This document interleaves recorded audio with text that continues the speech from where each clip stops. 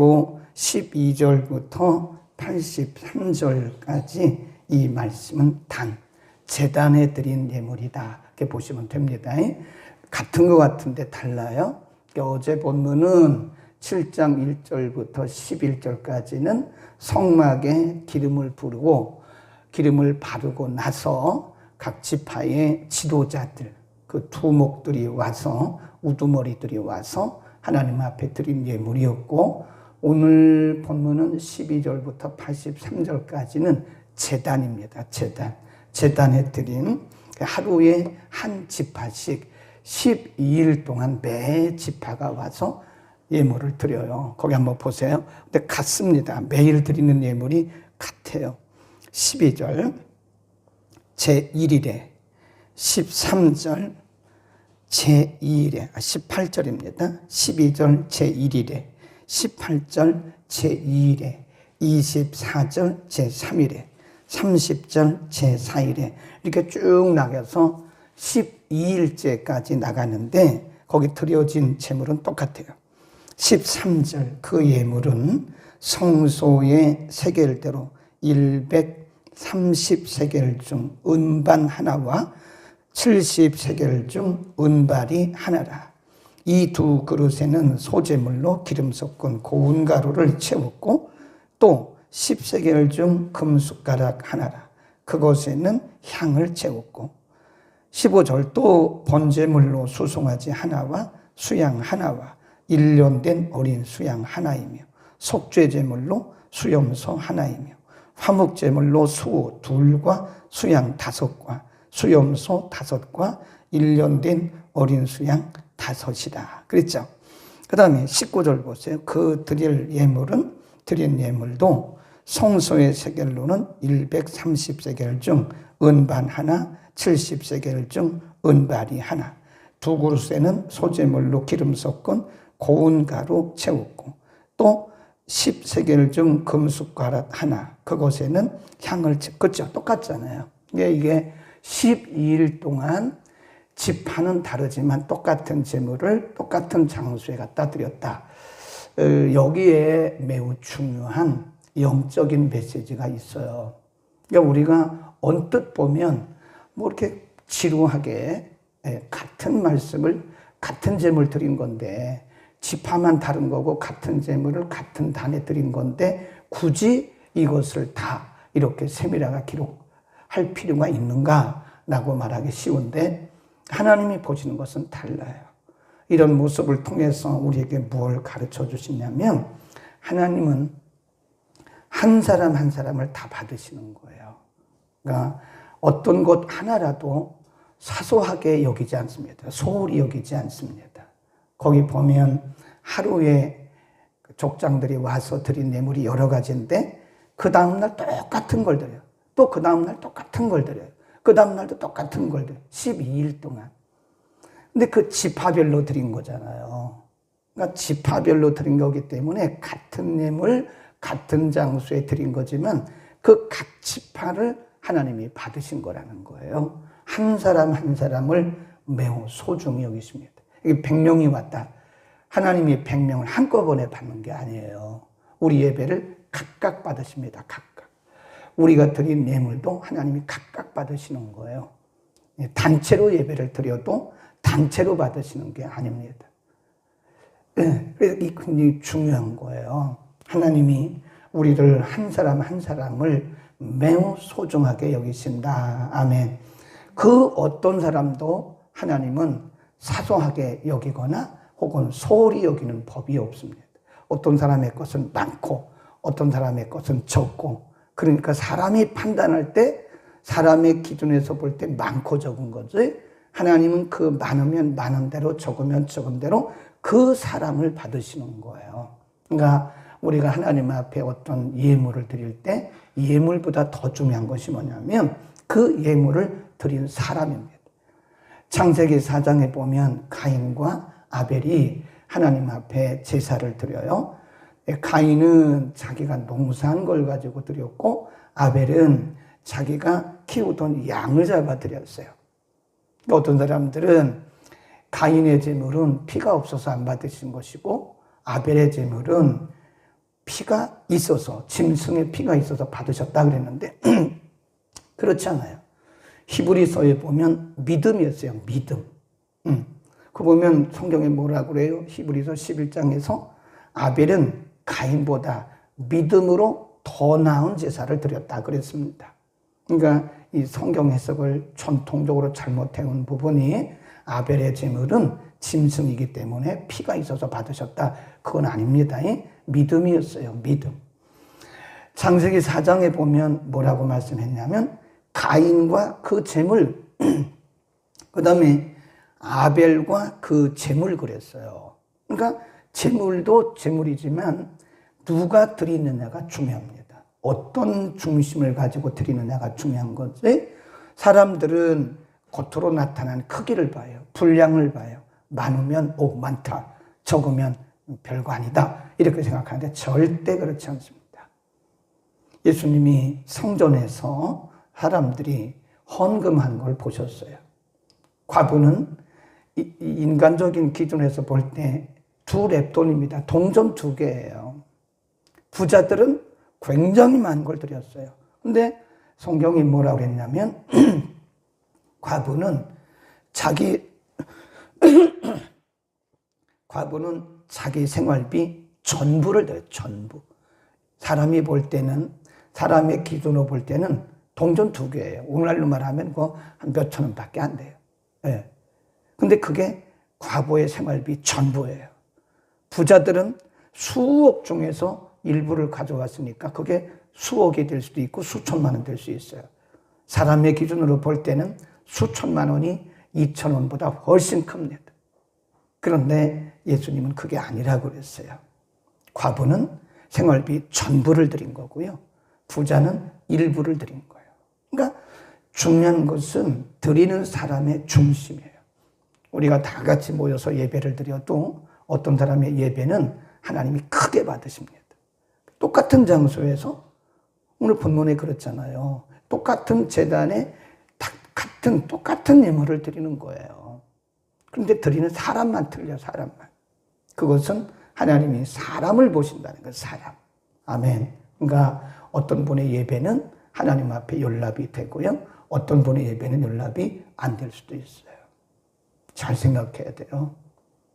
어떤 사람의 헌금은 하나님 앞에 연락이 될 수 있지만 어떤 사람의 헌금은 연락이 안 되거나 하나님이 보실 때 작게 보실 수 있어요.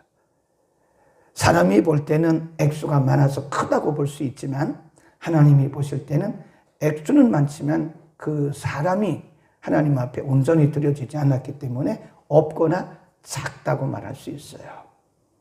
그러니까 성경이 왜 같은 장소에 같은 예물을 드렸는데 12날을 다 이걸 생략하지 않았는가? 생략을 하지 않고 한 날 다 기록했는가? 그것은 하나님이 한 사람 한 사람을 다 소중히 보시고 그 어떤 것도 소홀히 여기지 않는다는 것을 우리에게 말씀해 주고 있는 것이고요. 그 다음에 오늘 본문이 우리에게 가르치는 것이 뭐냐? 여기 보면 같은 제단이라니까요. 같은 제단에 같은 예물을 드리는데 왜 12지파가 다 드려야 된다고 말씀하셨나요? 같은 제단에 같은 제물을 드리는데 왜 12지파가 다 드려야 되냐? 이게 뭐냐? 거기다 써놓으세요. 함께라, 함께. 하나님의 일은 함께라는 게 중요합니다. 함께. 함께. 우리가 동참하는 게 중요한 거예요. 동참.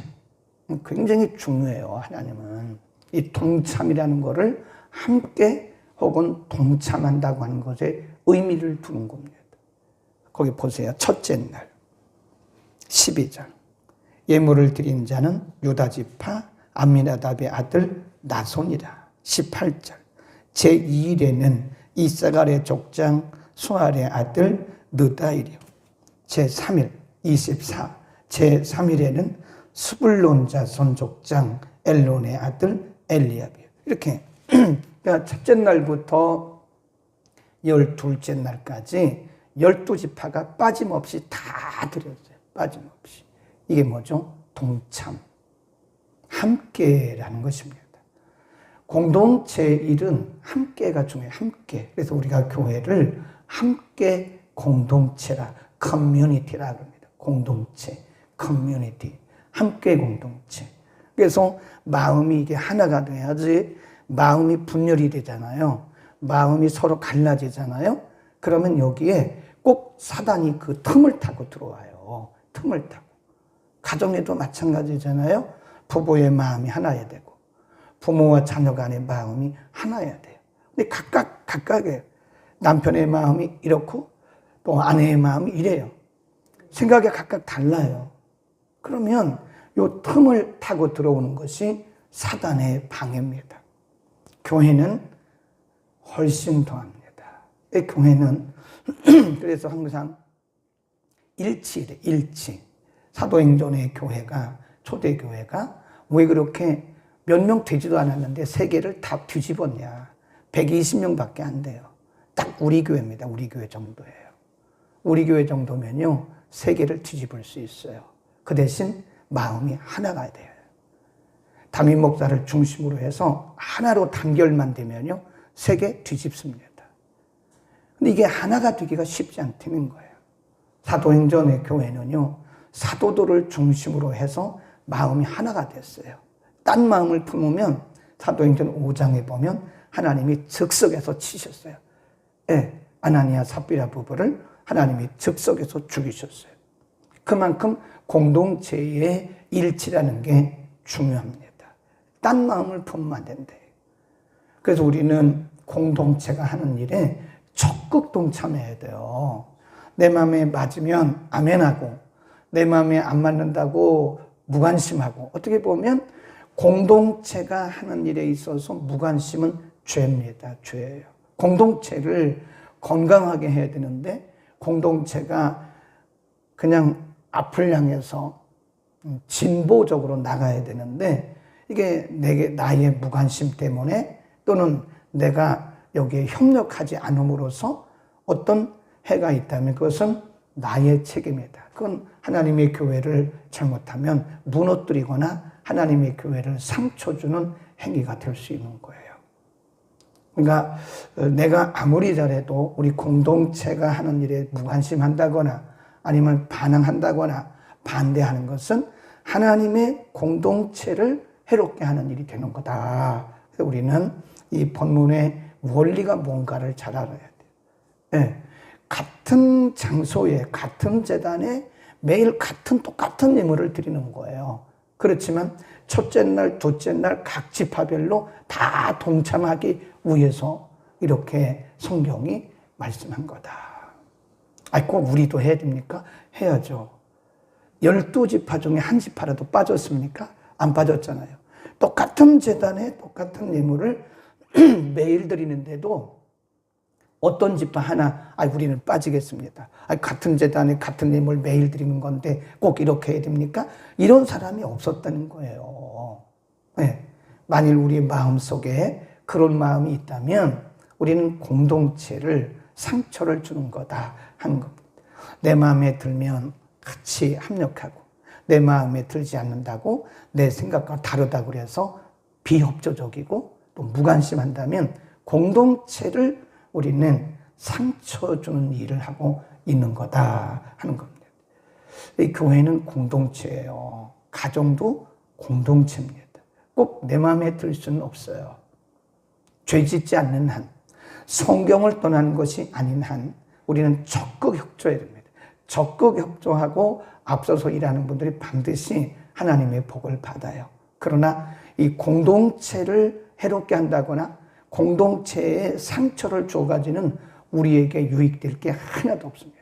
무관심은 죄다. 비협조도 죄다. 꼭 기억하셔야 됩니다. 아멘. 자, 우리 한번 전도서를 찾아볼까요? 성경은 함께 하는 것에 대한 중요성을 말씀합니다. 949면 전도서 4장 9절부터 봅니다. 두 사람이 한 사람보다 나음은 저희가 수고함으로 무슨 상을 얻어요? 좋은 상.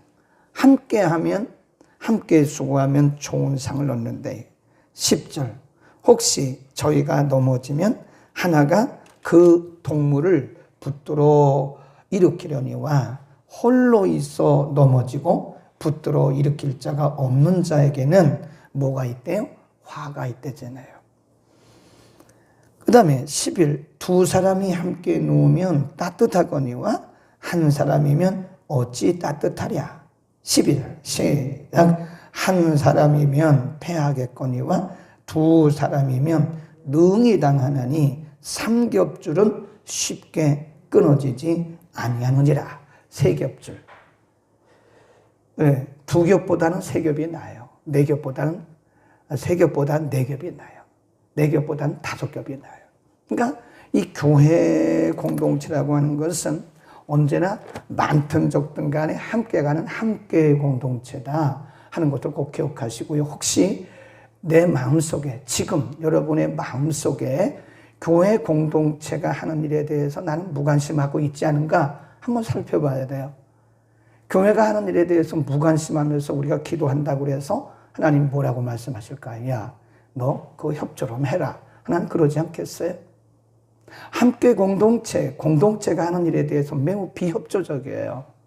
오히려 비협조적인 거는 괜찮은데 오히려 방해하는 그런 역할을 하고 있지 않은지 우리가 생각해야 됩니다. 생각이 다 다르다니까요. 100명이면 100명, 1000명이면 1000명 다 생각이 달라요. 중요한 것은 교회 공동체의 유익을 위해서, 복음의 진보를 위해서, 하나님의 영광을 위해서 우리가 희생하고 헌신해야 된다는 것을 분명히 알아야 됩니다. 아멘. 함께 공동체는 함께 가야 된다. 그래서 커뮤니티, 영어에서 COM, 컴이 들어가면요, 함께란 뜻이에요. 함께, 공동체란 뜻입니다. together. 교회는 함께 공동체입니다. 그 다음에 89절로 갑니다. 이제 성막에 기념예물 드렸고 단에 기념예물 다 드렸어요. 89절 7장 89절 시작. 모세가 회막에 들어가서 여호와께 말씀하려 할 때에 증거계 위 속죄소 위의 두 그룹 사이에서 자기에게 말씀하시는 목소리를 들었다. 거기다 줄거놓으세요. 속죄소, 우리가 그래서 시은소라고도 합니다. 시은소, 하나님의 은혜가 시작되는 곳, 그래서 시은소 그런 거예요. 그 속죄소 위 두 그룹 사이에서 자기에게 말씀하시는 뭘 들었대요? 음성을 들었어요. 여호와께서 그에게 말씀하심이었더라. 우리는 이거를 뭐라 그러냐면요, presence, 하나님의 임재라고 해요. 하나님의 임재. 저는 새벽마다 이걸 위해서 기도합니다. 하나님, 우리가 예배 드릴 때 하나님 주일날 예배, 제 기도 제목이 그래요. 주일날 예배, 영어 예배, 주일 밤 예배, 수요 예배, 목요 치유 기도, 금요 성령불 기도회, 토요 성수학당, 월요 사도행전 29장, 매일 드리는 새벽 예배. 우리가 주의 이름으로 모일 때마다 하나님 임재하여 주. 이게 저의 기도 제목이에요. 예배 가운데 하나님의 임재가 없다면 그건 의미가 없어요. 예배 가운데 하나님의 임재가 없다면 그 의미가 없습니다. 그래서 저는 매일 기도합니다. 하나님, 우리가 모일 때, 주의 이름으로 모일 때, 두 사람이 모였던 세 사람이 모였던 예수님이 약속하셨잖아요. 어디든지 두세 사람이 내 이름으로 모인 곳에 나도 그들 중에 함께 할 것이다. 그러니까 하나님의 임재를 상징하는 거예요. 말씀하고 있는 거예요. 하나님의 임재가 없는 예배는 그건 산 예배가 아니에요. 누구 보기 좋으라고 찬양을 합니까? 하나님이 임재하셔야 그 진정한 찬양이죠. 잘하고 못하고 중요한 게 아니에요. 너무 잘하려고 할 것도 없어요. 너무 잘하려고 하다 보면 사람이 인간의 스킬을 씁니다. 스킬. 수단과 방법을 써요. 하나님이 기뻐하시는 것은 그 스킬이 아니에요. 수단과 방법이 아니에요. 물론 잘하면 좋겠죠. 얼마나 못하겠어요. 하나님이 보시는 것은 그게 아니에요. 하나님이 우리의 중심을 드릴 때 하나님이 임재하시는 거예요. 아멘.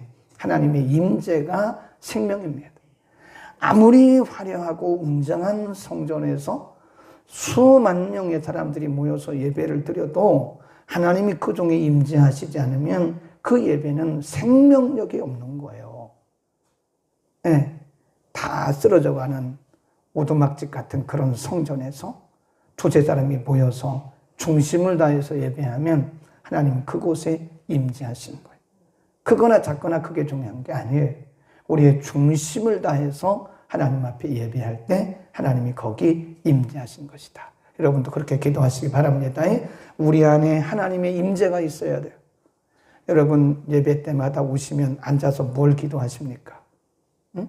은혜 달라고 기도하십니까? 물론 그것도 중요하죠. 하나님, 오늘 우리가 드리는 예배 후에 성령으로 기름 부으시고 하나님 거룩한 영으로 임재하여 주옵소서라고 기도해야 돼요.